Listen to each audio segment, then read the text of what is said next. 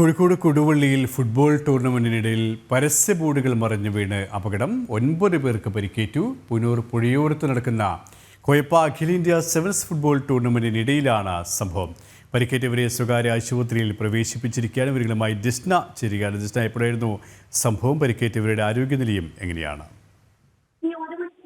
ഇത്തരത്തിലൊരു സംഭവം നടന്നത് എന്നാണ് നമുക്ക് അറിയാൻ കഴിഞ്ഞിട്ടുള്ളത്. കോഴിക്കോട് കൊടുവള്ളി പുനൂർ പുഴയോരത്ത് നടക്കുന്ന കൊയാപ്പ അഖിലേന്ത്യാ സെവൻസ് ഫുട്ബോൾ ടൂർണമെന്റിനിടയിലാണ് ഇത്തരത്തിലൊരു അപകടം സംഭവിച്ചിട്ടുള്ളത്. പ്രധാനമായും നമുക്കറിയാൻ സാധിച്ചിട്ടുള്ളത് ഗാലറിയുടെ പിൻഭാഗത്തുണ്ടായിരുന്ന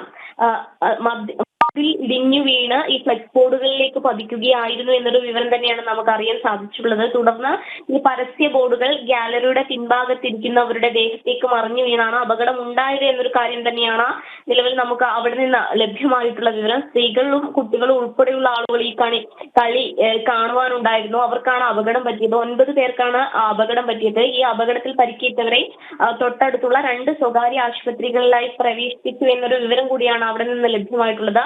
വലിയ ഗുരുതരമായ പരിക്കുകളല്ല എന്ന കാര്യം കൂടി നമുക്ക് അറിയാൻ സാധിക്കുന്നു. എന്തായാലും അവിടെ നടക്കുന്ന ഫുട്ബോൾ മത്സരം പൂർത്തിയാക്കിയിട്ടുണ്ട് എന്നൊരു വിവരം തന്നെയാണ് നിലവിൽ നമുക്ക് ലഭ്യമായിട്ടുള്ളത്. ജിസ്നയാണ് വിവരം നൽകിയത്.